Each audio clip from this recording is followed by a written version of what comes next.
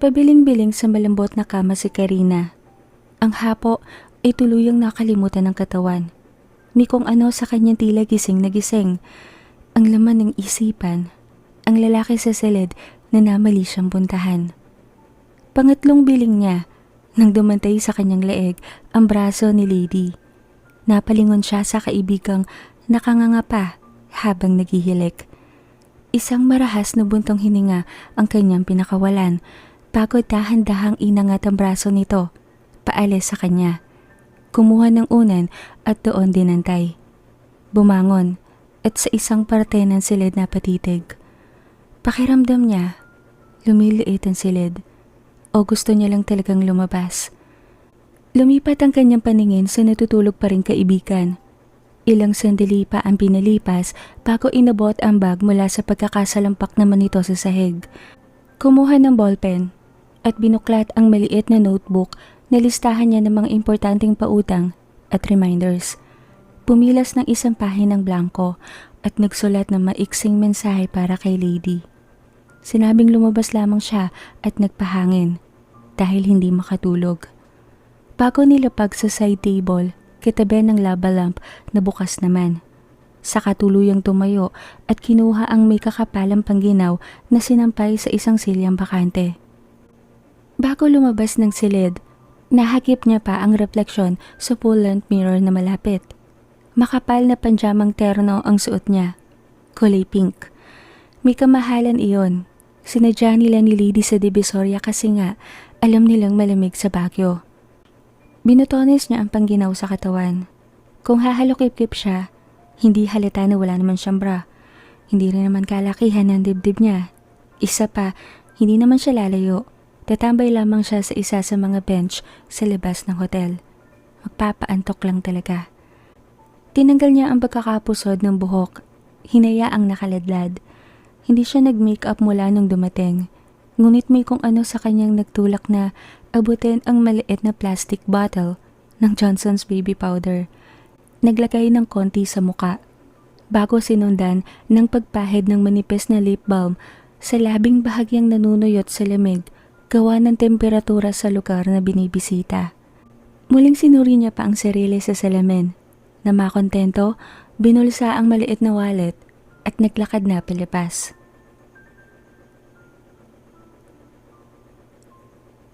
Nagkagulatan pa sila.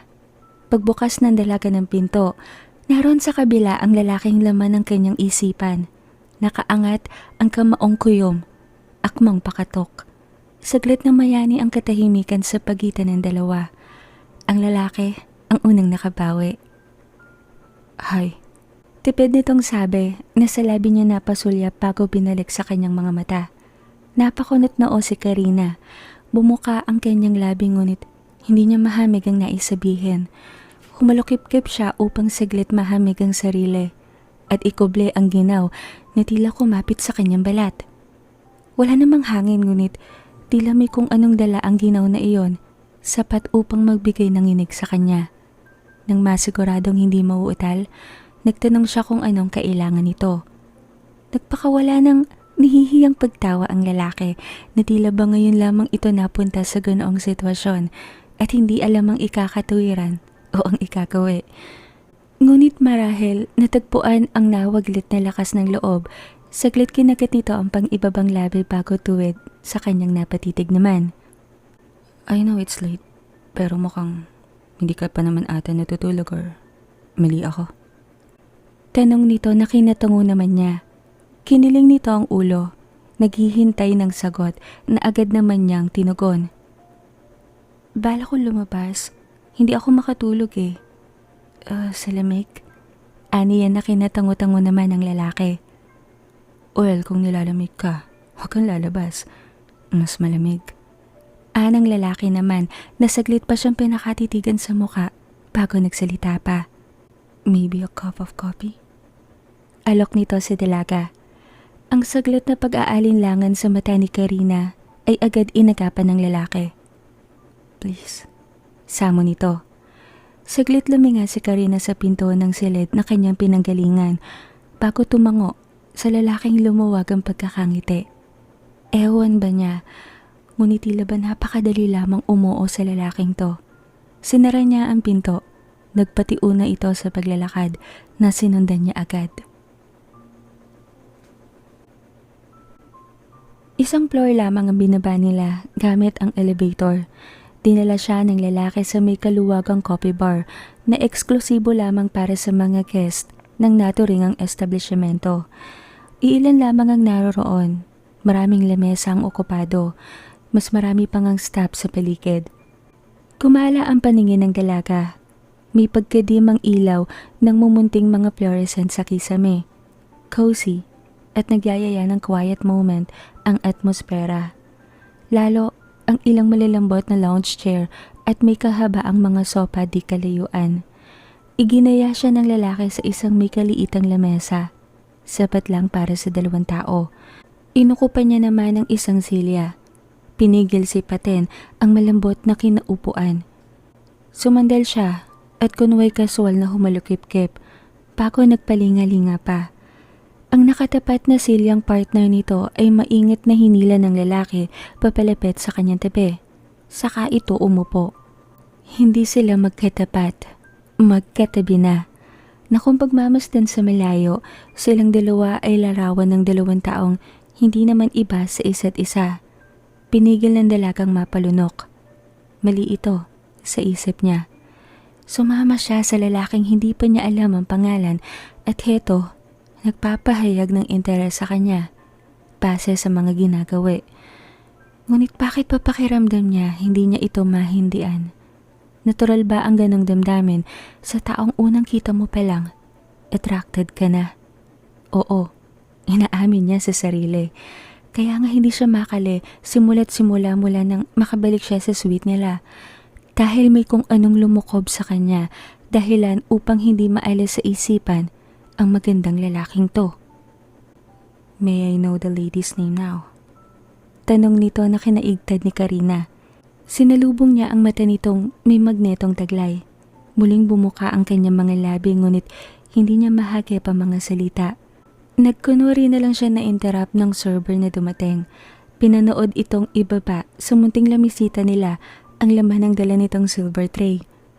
Sa sulok ng kanyang mga mata, nakikita niyang sa mukha niya lang nakatitig ang lalaki, na tila ba wala itong pake sa bagong dating. Naiilang siya at ang pangangatal ay tila sumisidhi pa sapagkat nag-uumpisang manginig ang kanyang mga binte. Umaakyat ang inig sa mga braso niya. Pasimple niya binaba ang mga palad sa hita, sapat upang hindi masilip ng lalaki ang ginawang pagkuyumos ng tila nagyayelong mga palad. Ano ba itong nangyayari sa kanya?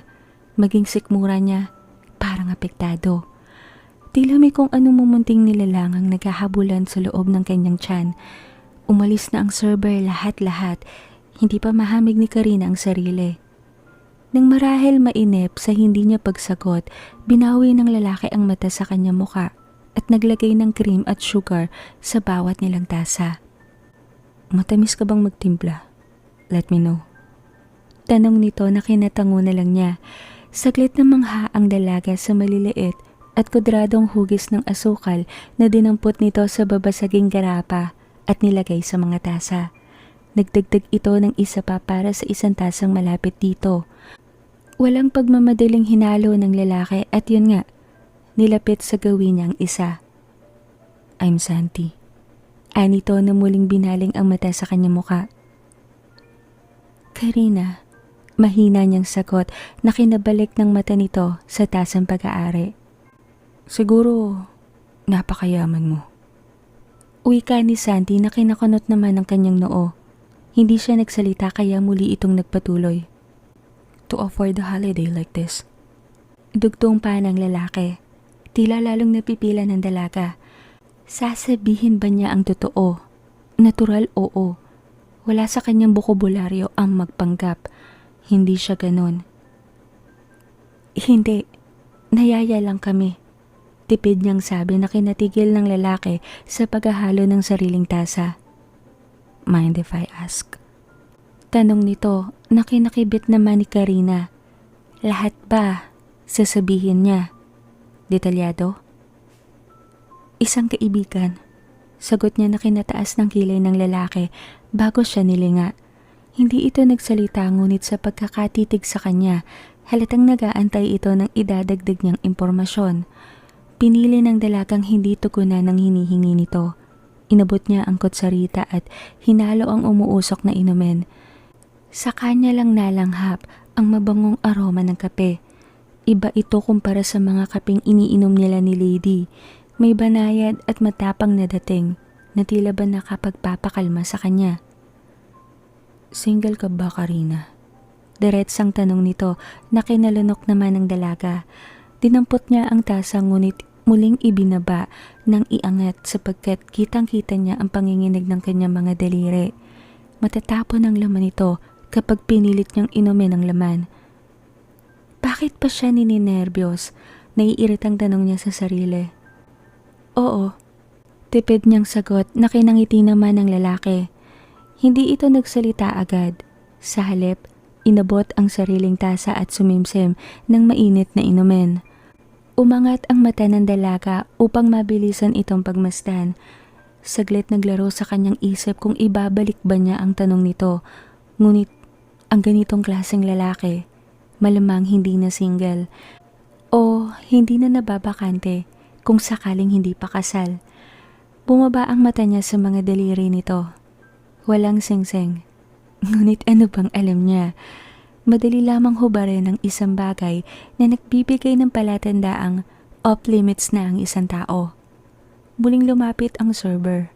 Dala ang tray na naglalaman ng 2 platito ng kung ano.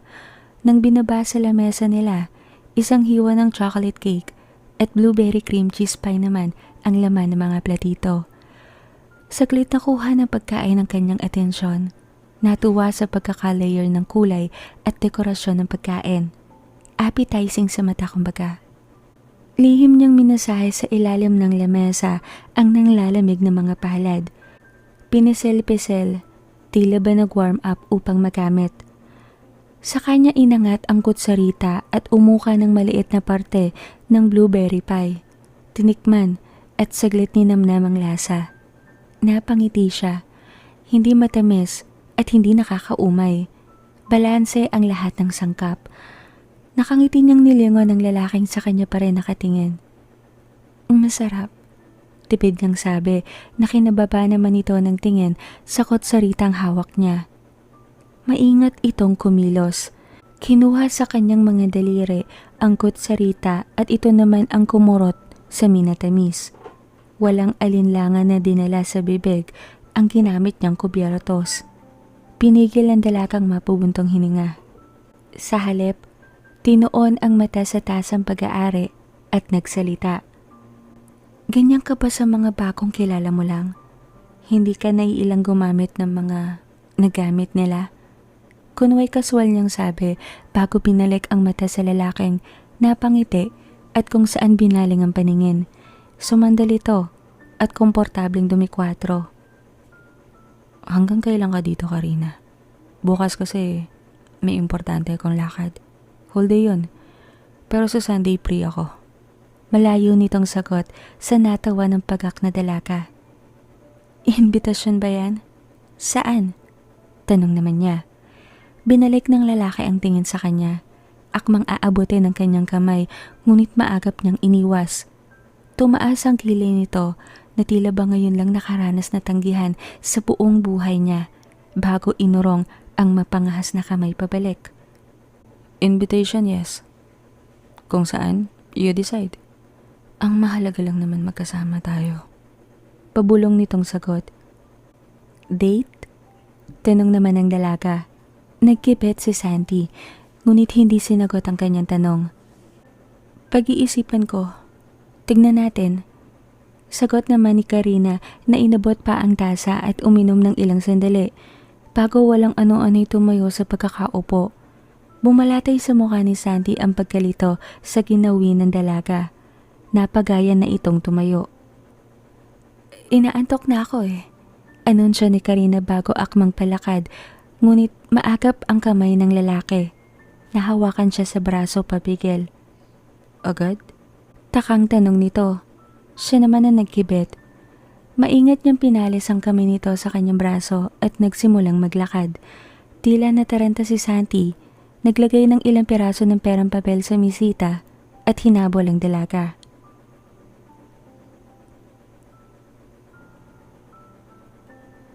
Ramdam niya ang tila nanunuring pagtitig ng lalaki sa kanyang likuran habang sinusuksok niya ang susi upang buksan ang pinto ng suite. Nag-click iyon. Nagsalita naman ito. Susunduin kita sa Sunday.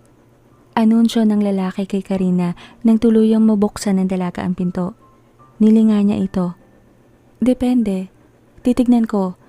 Milakad din kasi ako sa mga araw at gabing ilalagi ko rito.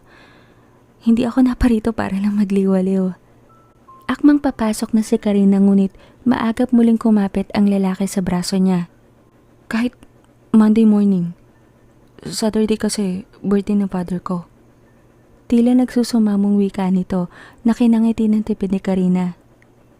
Sige, pag walang plano sa Lunes, maaari mo kong sunduin rito.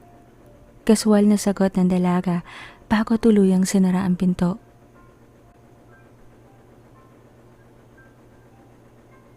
Best friend.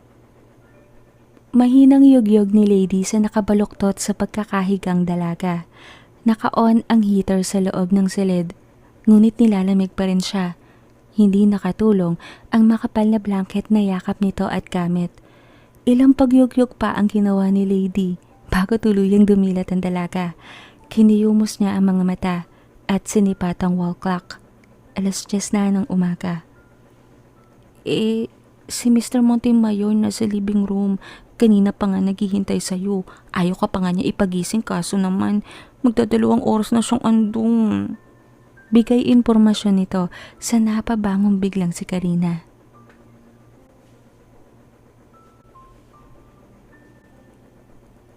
Isang may kakapalang cotton blouse ang pinili niyang suotin pang itaas.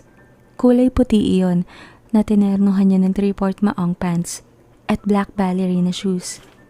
Hinayaan niyang nakalugay ang buhok. Isang beige na cardigan naman ang hinabol sa kanya ng kaibigan nang papalabas na sila ng kanilang silid. Nag-apply lang siya ng lip balm sa labi at manipis na pulbo sa muka. Sa Lady naman, piniling Sunday dress ang isuot mula sa bihisang dinala sa kanila ng araw nang sila ay dumating sa suite.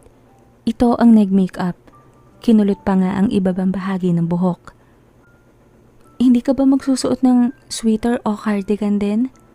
Maang na tanong niya sa kaibigan taas noong ina-adjust ang tirante ng suot nitong bestida. Sayang naman yung mga balikat kong angat na angat sa manipis nitong tirante. Hindi naman siguro ganun kalamig sa labas. Tanghali naman. Sagot pa nito bago sinipat ang sarili sa salamin. Inanyayahan sila sa isang lunch date ni Santiago. Napatingin si Karina sa sandalyas na suot ni Lady. 2 inches ang taas ng heels nun. Hindi man kataasan, nananalangin ng dalagang sana hindi man nakitampaan ng kaibigan sa nipis rin ng mga strap nitong nakatali sa kabuuan ng paa at alak-alakan. Alam pa naman niyang pasmado ang talampakan nito, maging ang mga palad. Daig pa siya na aktwal na nagbibake. Napatayo sa pagkakaupo ang may edad nilang bisita nang tuluyan silang lumabas. Simpleng polo shirt ang suot nito na nakatuck-in sa maong na pantalon. Malambot na canvas shoes sa talampakan ng suot. Sa armrest ng sofa, may makapal na maong jacket ang maayos na nakasampay. Nag-usap kayo ng outfit? Nakasimangot na sabi ni Lady nang mapagtantong iisa ang tema nilang dalawa. Tila napapahiyang natawa ang mayamang bisita. Napakamot ito ng batok habang napapatingin kay Karinang napakibit naman. Bahagyang napatitig ang dalaga sa nanlalalim na mata ni Santiago. Parang mas malala ito ngayon na tila ba ilang gabi itong pinagdamutan ng tulog. Iba rin ang pamumutla ng balat.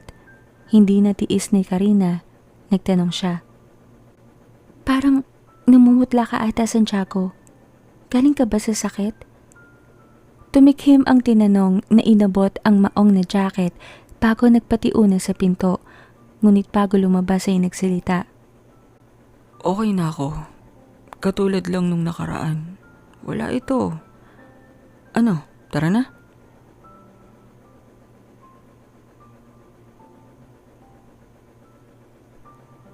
Pinigil ni Karinang matawa sa pangangatal ng kaibigan.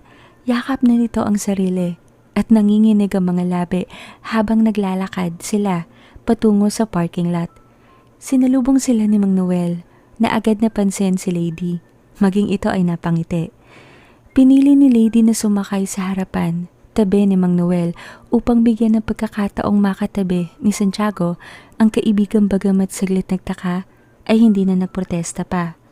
Tutal naman, andito na sila. Date ito, nilang dalawa. Sino ba ang niloloko nila? Isang mahinang buntong hininga ang pinakawala ni Karina nang tumibe sa kanya si Santiago. Bahagya pa itong umusod palayo sa kanya nang sumara ang pinto. Nagkaroon ng malawak na espasyo sa kanilang pagitan na kinaluwag ng kanyang dibdib. Simpleng inabot naman ni Mang Noel ang makapal na sweater kay Lady na agad tinanggap ng dalaga at sinuot agad. Mas malamig ang aircon sa loob kasi ng sasakyan. Sa laruta tayo, Noel. Mahinang wika ni Santiago na kinatungo naman ito. Lihim na nag-cross fingers si Karina. Piping umusal ng dasal na sana walang gawin ng lalaking ito na ikakasama ng kanyang loob. Sana tuparin at panindigan nito ang imaheng pinapakita sa kanya. Simpleng nilinga niya ang katabi. Sa daan ito nakamata. Hindi nakaligtas sa dalaga ang tila hirap nitong paghigit ng hininga. Nagkatitigan saglit sila ni Lady sa rear view nang tugpain ng sasakyan nila ang isang diretso at pribadong kalsada. Lumagpas sila sa bukana ng McKinley. Isang gate ang pinasok at muling tinunton ang 15 minutong biyahe rin. Alam niyang nasa kamay ni Lady ang phone nito. Full charge at ready na ang speed dial kung magiging horror ang eksena kung sakali. Ngunit ang nakaambang kaba, sana at alinlangan ay muling nabura nang tumigil ang kanilang sasakyan sa isang burol. Katabi nito nakatayo ang sinasabi marahil ni Santiago na kakainan nila. Isang tila gawa sa salaming bahay. Hindi ganon kaliit ngunit hindi naman ganon kalaki. Sa loob, kitang-kitang ilang taong nakasuot ng uniformeng puti, chef at server uniforms. Tila iisang taong napatingin ng mga ito sa sasakyang dala nila. Kumaway. May dalawang lumabas sa loob at sinalubong sila bago pa man din sila umibes ng sasakyan. Bakit laruta? Tanong ni Karina kay Santiago na dalawang kamay na sinasalikop ang malakristal na malukong. Naglalaman niyon ng may kainitang mushroom soup. Bahagyang umuusok pa nga. Appetizer, habang hinihintay ang steak nitong order. Nagtaas ito ng paningin mula sa pagkain. Hindi ko rin alam. Baka dahil sa ruta nitong sadyang tago sa karamihan.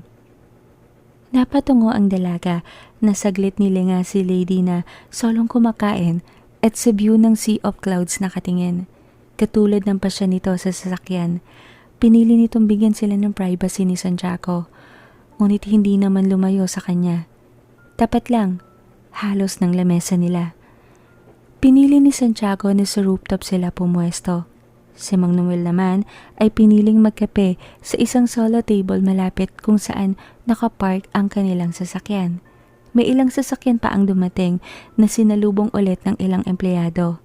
Iginaya sa magkakatabing table.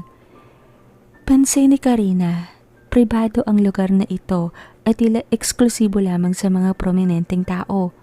O marahil, kailangang i-book ang pagdalo dito. Saglit niyang pinagmasdan ng ilang taong bumaba mula sa kani-kanilang mga sasakyan kanina. Mahahalata mo din talaga madalas sa tao kung may sinasabi sa buhay o wala. Ang Laruta Restaurant, bilang lang ang kayang i-accommodate. Sadya yun, upang hindi maging crowded ang lugar, umere ang privacy, at ilaan ang mga oras na gugugulin roon para lamang sa masasarap na pagkain at nakakabighaning scenery. Sadyang nilagay ang establishmento sa mataas na parte ng lugar upang sa umaga makita ang ibabang bahagi ng Baguio at nakakahipnotismong pagdaan ng Sea of Clouds. Maganda rito, nakaka-relax. Karina, Mahinang tawag ni Santiago sa kanya na kinabalik niya ng mata sa kaharap. Simpleng tinuro nito si Lady na kanina pa kinukuha ang kanyang atensyon. Hindi ito kumaway, ngunit umaarko naman ang mga kilay at kumikibot-kibot ang uso. Nakakunot noo ito, ngunit simpleng tinuro nito ang isang direksyon na sinundan naman niya. 3 table di kalayuan sa kanilang gawi. Iginigiya ng isang server ang isang pares ng magkasintahan. Tahimik na nagpasalamat ang dalawa ng tuluyang makaupo. Sa Sea of Clouds na patingin ng babae at bahagyang lumingalinga naman ang lalaki sa paligid. Nahuli silang nakatingin. Nagbaba siya ng mata, ngunit nakita pa niyang tipid siyang initian ng lalaki. hindi ba sila yung bida ngayon sa panggabing teleserye? Kaswal na sabi ni Santiago na kinataas ng mata ng dalaga. Paborito ni Lady yun na palabas. Sagot niya pagkuway napatingin naman kay Lady na pigil ang emosyong pasalit-salit ng tingin sa kanya at sa sikat ng mga artistang abot-tanaw. Mas maganda ka pa sa bidang babaeng yun. Dagdag pa ni Santiago na kinatawa ng mahina ni Karina. Saan tayo pupunta pagkatapos dito? Tanong niya upang ilihis ang usapan. Baka sa isang coffee shop na may magandang tanawin muli. Kayo na lang ni Lady ang maglibot pag nakabalik na tayo sa hotel. May hapo pa rin akong nararamdaman sa katawan, ngunit susunduin ko kayo mamayang gabi. Dinner naman. Sumasayaw ka ba? Kayo ni Lady. Tanong sa kanya na kinatigil ng pagsubong gagawin naman nito sana. Nalipat muli ang mata niya sa kaibigang nilapitan ng server, dala ang dessert nito. Nauna na itong kumain sa kanila kasi. Si Lady, oo. Member yan ng dance troupe nung high school kami. Ako, existing lang. Naiilang niyang sagot bago tinuloy ang pagsubo. Malinamnam ang baked salmon na may palamang cheddar cheese at ilang pampalasa. Tinernohan niya ng mashed potato at pineapple juice. Napangiti si Santiago. Saglit napakunot noo ang dalaga. Paano'y may kung anong pamilyar sa gawin nito ng pagngiti na nakita na niya sa ibang tao. Kay Santi, hindi niya maiwasang mailing. Magkatunog din ang pangalan ng dalawa. Bahagyan niyang kinagat ang dila upang pigilang mapangiti ng tipid nang maalala ang mukha ng lalaking niyaya rin siyang magkape kagabi.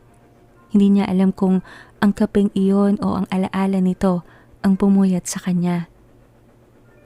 Maganda ang pagkakadesenyo ng establishmentong ito, parang isang kahong gawa sa salamin. Lahat ng lugar tanaw.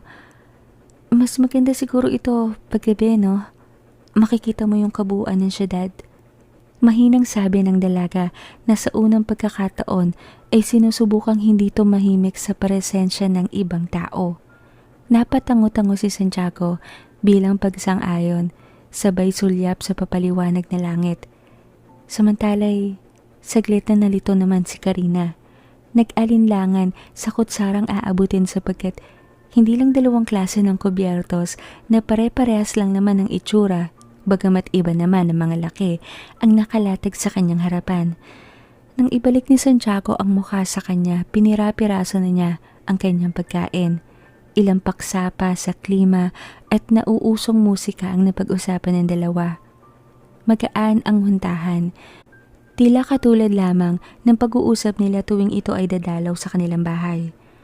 Tinanong siya nito kung balak pa ba niyang mag-aral sa hinaharap na hindi niya masagot ng tuwiran. Sinabi naman nito ang kalagayan sa kalusugan na nitong huling buwan ay hindi nito nagugustuhan ang resulta. Ganoon siguro talaga kapag nakakaedad na. Naniningil lang ang katawan sa mga pagtatrabahong ginawa ko noon. Natatawa nitong sabi na kinangiti ng tipid ni Karina. Nang hindi siya sumagot, pinaalalahanan siya ng lalaki tungkol sa pasma na kaugnay ng malimit niyang paghuhurno. Lumawig pa ang usapan na dumaan. Nagkakatawanan ng mahina sila sa ilang birong na ibabahagi sa isa't isa pa. Naging relax ang dalaga. Halos hindi na nga malingunan si Lady na tamang pudrip sa kanaroroonan nito. Matapos ang halos 1.5 oras na pamamalagi nila sa laruta, nagpa siyang tumayo sa pagkakaupo si Santiago. Sumunod si Karina. Pinuntahan nila si Lady na pasimpleng nagtitingan ng ngipin. Nakatakip kasi ang kamay nito sa bunganga. Sabay-sabay silang bumaba. Nauna si Lady sa sasakyan na agad naman binuhay ni Mang Noel. Hindi nakasunod agad si Karina sapagkat napatingin kay Santiago na sa nababarikadahang bangin na tuon ng pansin. Naglakad ito patungo roon. Hindi alam ng dalaga kung anong nagtulak sa kanya upang sundan ng mayamang lalaki. Tumigil ito sa pinakabarandilya ng barikadang lagpas sa kanilang bewang ang taas. Maingat na dinantay ni Santiago ang isang kamay sa gawa sa batong harang. Saglit na papikit at pumuntong hininga. Napahalokip-kip naman si Karina at sa may kakapalang fog at matatayog na puno na tuon ng pansin. Busog ako. Sandali lamang ha. Anang lalaki sa tumangong dalaga. Maganda rito. Tingin ko babalik ako sa syudad na to balang araw. Umpisa ni Karina sa nakapikit na lalaki. Oo, isa tong Baguio sa may magagandang tanawin. Lalo na ang klima. Sagot naman ito. Magsasalita sana pabalik ang dalaga ngunit napansing tila humigpit ang pagkakadantay ng kamay ni Santiago sa barandilya. May pag-aalalang napatingin siya sa mukha ng lalaking tila may kung anong pinaglalabanan sa loob. Karina, maaari bang mahawakan ang kamay mo? Tanong nito maya-maya na kinalunok ng dalaga. Sa isip niya, ito na ata ang kinakatakutan niyang mangyari. Ngunit ang ilang masiselang isipin ay pinaglabanan niya. Ano bang masama sa hawak kamay? At least, nagpapaalam ang lalaki. Hindi ba't magandang gawi iyon? Hinihingi ang kanyang permiso? Sige. Mahina niyang sagot na kinadilat naman ni Santiago. Saglit siyang pinagmasdan nito na kinatango naman niya. Sa sapatos na suot niya siya napatingin hanggang sa maramdaman niya ang malambot na palad nito. 2 kamay na sinapo ang kanyang nalalamig na mga kamay. Naipamulsa niya ang isang kamay. Hindi niya alam kung bakit.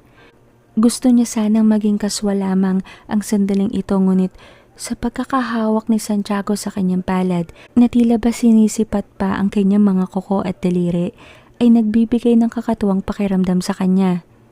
Hindi niya lang mapangalanan yon, ngunit hindi siya nakakahimig na mali siya sa ginagawin nito. Sa paraan pa nga nito ng pagkakahawak sa kanyang kamay, para itong isang doktor o espesyalistang hinahanap ang mali sa palad niya. Napangiti ang dalaga na kinatingin sa kanya na mayamang lalaki. Bakit? Tanong nito na kinailing naman ni Karina. Ngunit may ano sa kanyang nagtulak na sumagot agad sapagkat ayaw naman niya masamain ito ang kanyang reaksyon. Ewan ko. Siguro parang napaka-awkward na sandali ngunit hindi sa maling intensyon o loob. Mahirap ipaliwanag. Tumangutango si Santiago. Lumunok bago nagsalita. Pwede kung ganun. Ipapaalam ko rin na mamaya kung maaari ay isayaw ka sa isang mabagal na tugtog. Maaari bang ilapat ko ang palad ko sa bewang mo at salikupin ng isa mong kamay. Higitin ka ng konti at kung maaari, kung pagbibigyan mo ay mahalikan kita sa pisngi bago mo isara ang pinto pag ikay aking hinatid. Tila tumutulang sabi nito na kinataas ng tingin ni Karina. Sinalubong niya ang mga mata nito. Masarap pakinggan ngunit may kulang. Hindi niya mapagkuro o maabsorba kung paano ang dapat niyang maramdaman. Gusto niyang higit pa sana sa pagngiti ang isokle sa pagiging maginoon nito ngunit hindi niya mahagip sa loob ang pag-uudyok. Marahil, kung may nararamdaman lamang siya sa lalaking ito, baka natunaw na ang kanyang puso. Baka magsuwestiyon pa nga siya na higit sa hinihingi nito, ngunit hindi niya madama iyon sa sarili. Kung meron man siyang nararamdaman kay Santiago, yun ay walang mali siyang pakikipagkaibigan lamang. Hindi naman ang edad nito ang hadlang, hindi rin ang yaman nito. Sadyang hindi lang talaga niya kayang ibalik ang niluluhog nitong pagtangi sa kanya. Sige, sana'y pangatawanan mo yun. Sana'y irespeto mo ang kaya kong ibigay. Mahina niyang sagot na muling kinapikit na ni Santiago. Hindi na sila tumungo sa sinasabi nitong coffee shop. Nanatili silang nakatayo ng ilang sandali sa kinalalagyan. Hawak pa rin ito ang kanyang kamay sa mga sandaling yon. Hinahanap ng dalaga ang sinasabing init, ang pagtulay ng mali siya, ang pagbabago ng kanyang damdamin. Ngunit bigo siya. May panghihinayang na sinulyapan niya ang lalaking tinuon ng paningin sa maberdeng tanawin.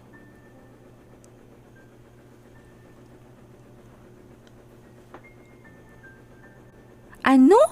Hindi ako sasama? Nanlalaki ang matang tanong ni Lady sa kaibigang sinisipat ang itim na cocktail dress. Hindi iyon galing sa pinadalang mga damit ni Santiago. Isang staff na babae ang nag-deliver noon pagkadating nila sa suite. May pares itong black stiletto na hindi naman gaanong kataasan ng heels. Isang maliit na coin purse na itim din. Ang pinakakinalunok ng laway ni Karina na kasama ng damit pa ay ang isang maliit na kahitang kinalalagyan ng alahas na teterno sa damit. Gamunggong laking gold diamond earrings. Sinukat ni Lady ang alahas. Hindi mapigilang mapangiwi tuwing kumikislap ang mga bato sa ginagawa niyang pagbiling-biling. Kung sa kanya nga bumagay, paano pa kaya kay Karinang hindi na kailangang ayusin pa? Ikulot natin yung buhok mo. Alok nito na kinatawa ni Karina. Umiling ito bilang pagtingge. Sa bagay, parehas lang ata tayong nakakaramdam ng seguridad kay Mr. Montemayor. Sana lang talaga pangatawanan niya to. Parang safe naman kasi talaga siya eh. Pero best friend, feel mo ba? Parang ang sad-sad niya na hindi mo mawari kanina. Natigil ang dalaga sa tanong ng kaibigan. Yun nga rin ang napapansin niya mula nang nakasama nila ang mayamang talisuyo. Parang may kung anong alalahanin ito na seryoso na hindi kayang ipagwalang bahala. Nahihimikan ko nga rin yun eh. Baka i-share niya mamaya sa akin. Balitaan na lang kita. Sagot naman ni Karina habang nilalatig sa kama ang susuotin. Birthday niya bukas. Bali sa lubong ang dinner date niyo. Nakangusong sabi naman ng kaibigan sa napatangong dalaga. Saglit itong natigilan. May naalala. Si Santi. Ang araw na sinasabi nitong malaya ang lalaki sa mga responsibilidad nito na marahil ay tungkol sa trabaho o personal. Napakagat siya na labi. Gumawi saglit ang mata sa rack na kinalalagyan ng mga nakahangir na damit.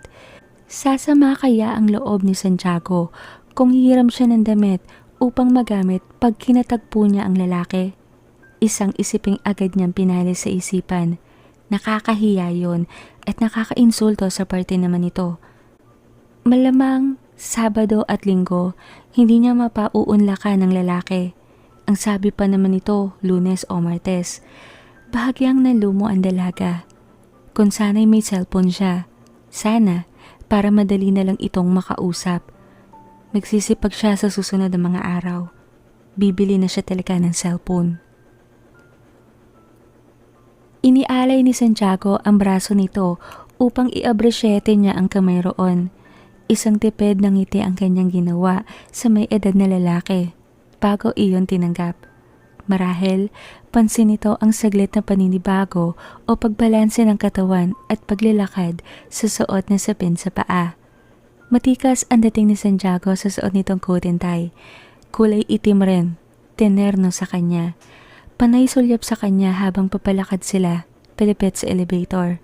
Kahit ang dalaga, hindi rin nakahuma agad na makita ang sarili sa salamin nang tuluyan siyang mabihisan. Kahit ayaw niya, inaplayan siya ng makeup ni Lady. dark brown smoky eye na tinernohan ng may kakapalang mascara.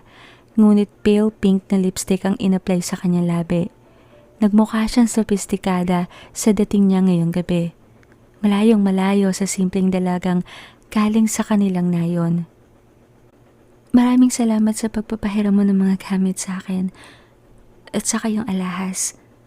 Mahina niyang sabi sa tumangulang na talisuyo. Bumukas ang pinto ng elevator at pumasok ang dalawa. Hindi nakaligtas sa mata ni Santiago ang paglunok ng lalaking nagmamaniobra habang pasimpleng nagnanakaw ng sulyap sa nakatungong dalaga. Nakaramdam siya ng pagmamalaki, ngunit ang saglit na pagnining ng mga mata ay agad rin ang param. Isang mahinang bundong hininga ang kanyang pinakawalan. Animo ba'y muling nakaramdam ng bigat sa problemang pasan-pasan?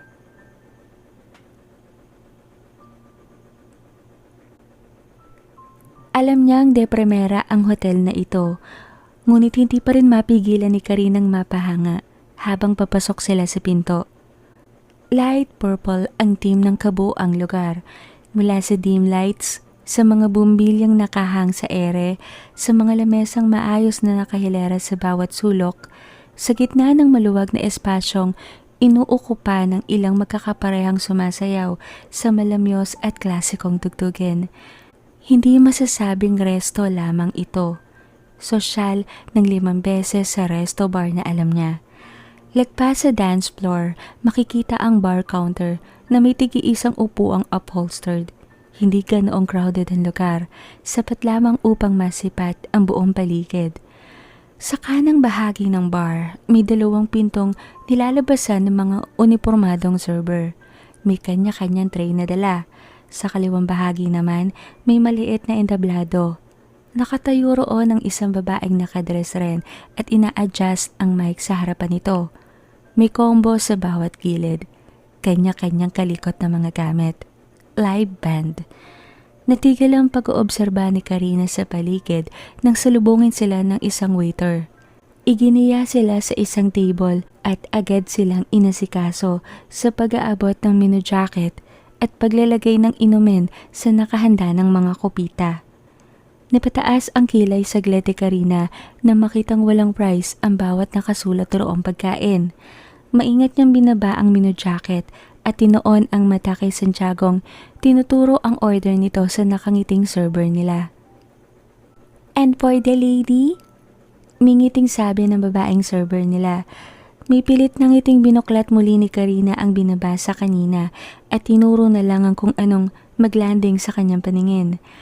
Tumango-tango ang server, may tinanong na maayos naman niyang nasagot.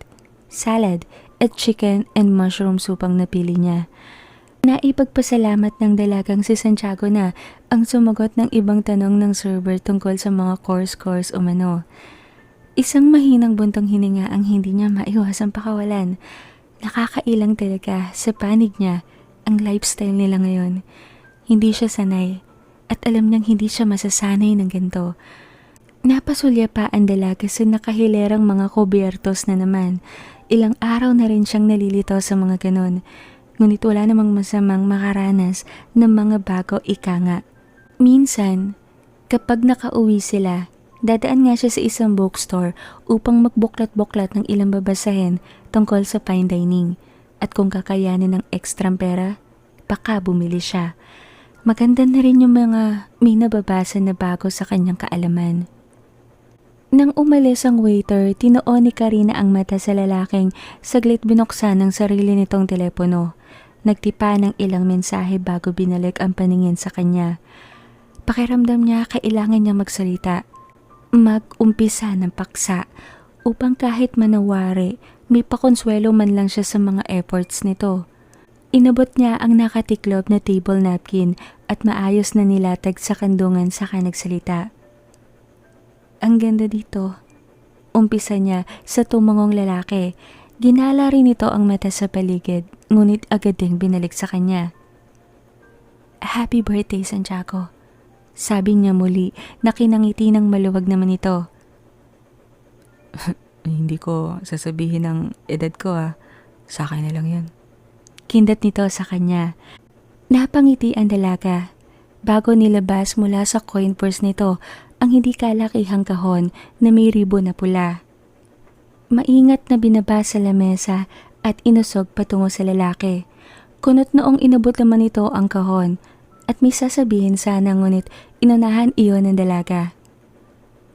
Sabi ko sa sarili ko, anong bagay ba ang maaaring ibigay sa'yo kung kaya mo naman bilhin ang lahat ng material na bagay? Naisip ko nitong nakaraan, nag-aaral akong gumawa ng mga macaroons, maganda kasi sa mata. Ilan lamang yan sa mga nagkamay ko ng gawa.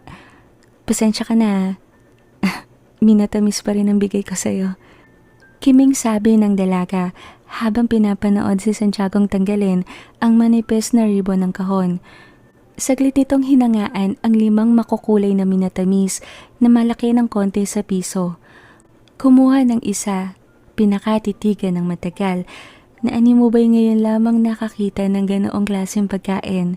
Bago dinala sa labi at 2 beses kinagat upang maubos. Tumango-tango ito habang sa ilang natira na tuon ng mga mata. Masarap. Hindi masyadong matamis. Komento nito na kinatawa ni Karina. Unti-unti napapalagay na siya kay Santiago ngunit ang damdaming ito ay sigurado siyang hindi nahahaluan na mali siya. Hinahangaan niya ang lalaki, oo, ngunit hindi sa romantikong paraan.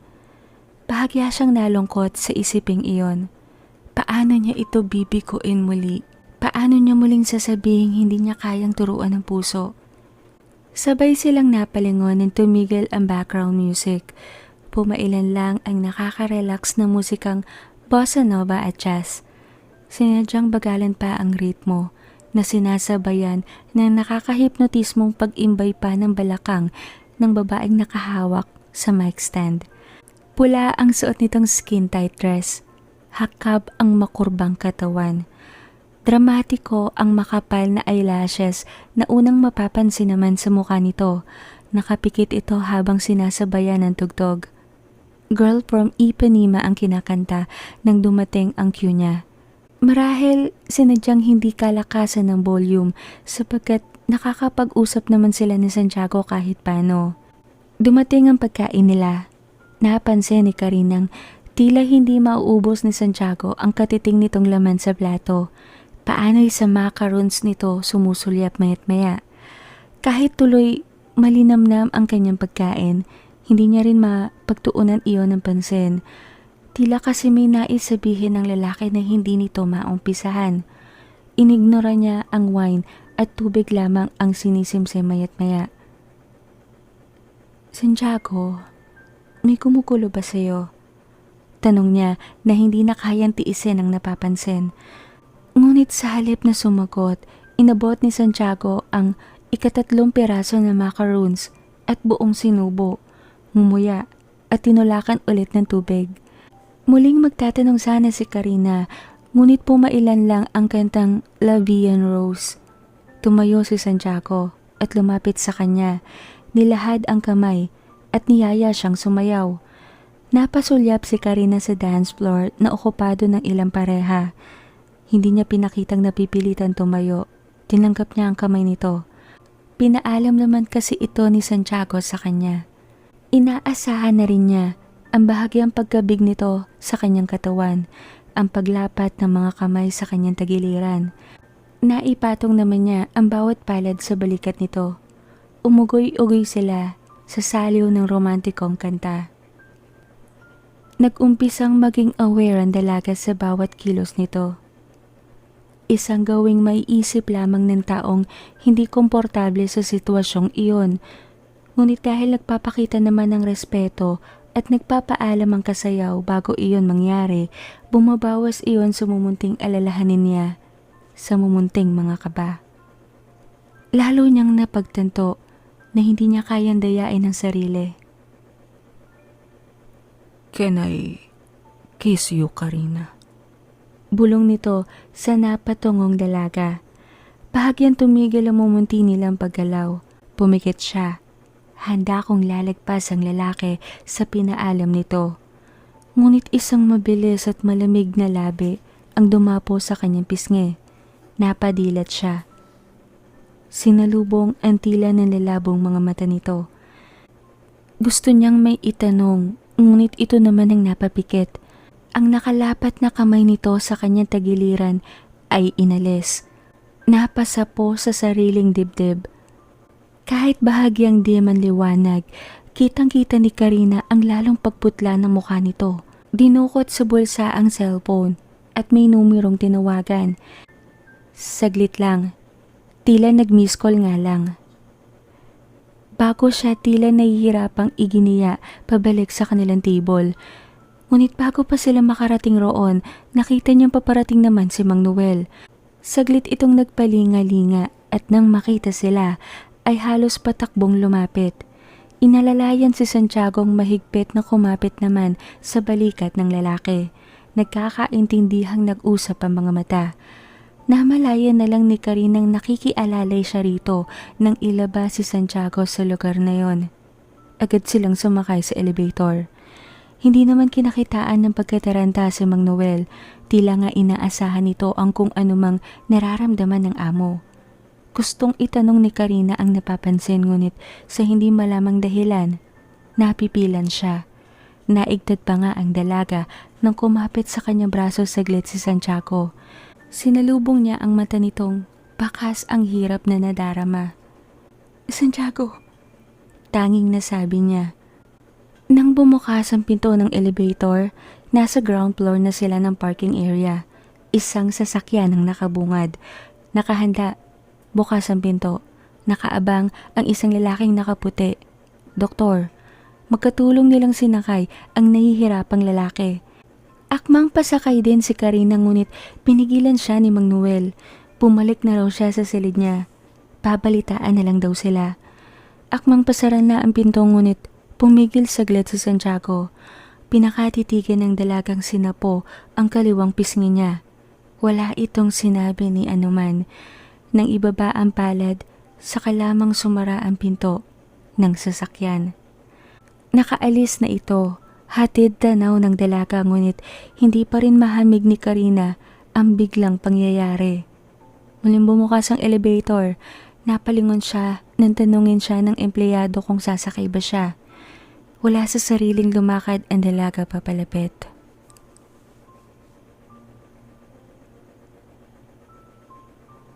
Oh, bilis niyo naman. Salubong ni Lady nang bumukas ang pinto. Nagpalingalinga pa ito. Hinahanap si Santiago ngunit wala itong nasumpungan. Asan siya?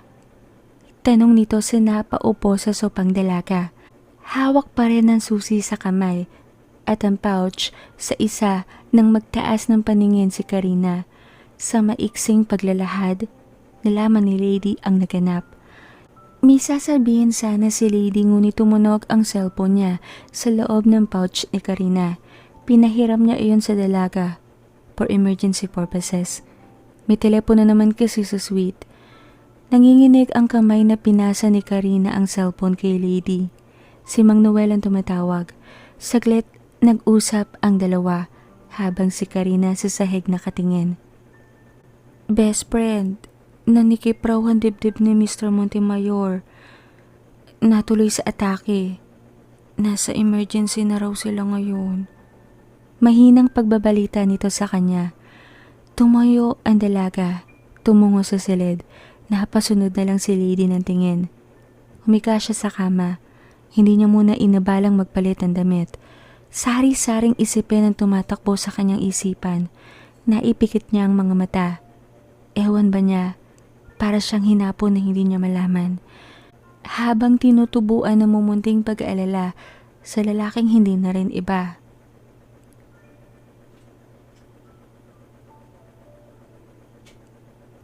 Friendship, gising. Mahinang yugyog ni Lady sa dalagang nakaidlip na pala ng hindi namamalayan. Pupungas-pungas na bumangon ang dalaga. Wala siyang sapin sa paa. Tinanggal na ni Lady. Sumandal siya sa headboard at tinuon ang nalalabong paningin sa kaibigang bakas ang lungkot sa mukha. Bakit? Tanong niya sa napaupo naman sa kanyang tabi na si Lady. Tumawag si Mang Noel ulit. Best friend, patay na raw si Mr. Montemayor. Mahinang sabi ng dalaga sa napasapu naman sa bibig ni si Karina.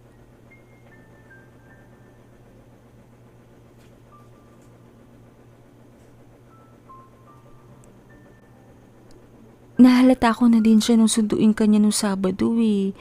Iba talaga yung pamumutla niya, best friend. Buti pala, Karina. Pinagbigyan mo na si Mr. Montemayor, no? In a way, parang piniligaya mo rin yung iilang araw niya sa mundo. Kaso naman, nakakakilabo talaga, best friend. Imagine, kadate mo lang nung Sabado, pagdating ng Linggo, natikibom-bom na. Kinikilabot ang saad ni Lady na pinapalis pa ang pangangalisag ng mga balahibo sa braso. Napasandal naman ng dalaga na wala na ng gana sa kinakaing merienda. Maging siya, hindi niya rin akalaing ganong katraitor si kamatayan. Saglit niyang nasulapan ang brown envelope na dinala sa kanila ng isang private attorney nito. Linggo ng tanghali.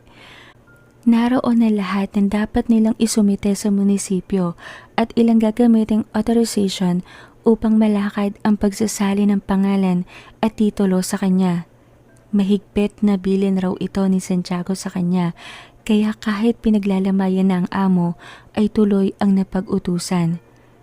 Halos 1 ektaryang lupain, kapalit ng isang sayaw at halik sa pisngi. Hindi malaman ng dalaga kung anong dapat niyang maramdaman sa birong ito ng dadhana sa kanya. Magdadalawang linggo na ang nagdaan mula nang namatay si Santiago. Naayos na ang dapat ayusin sa lupang kailan lang ay nakatakda silang palayasin. Normal na ulit ang lahat. Sa tulong ng ninang luming niya, nagawa nilang bisitahin ang musileyong kinalalagyan ng mga labi ni Santiago. Pinili ni Karinang ordinaryong araw sila pumunta upang hindi na makasalubong o makaabot ng ilang taong maaaring bibisita sa yumao. Kung tutuusin naman kasi, tapos na ang kasunduan nila ng mayamang matanda. Pagbibigay respeto na lang ito. Nag-alay siya ng ilang taimtim na panalangin sa lalaking pagkamat sasaglit lang niyang nakasama. Nagbigay naman sa kanila ng utang na loob na habang buhay nilang tatanawin.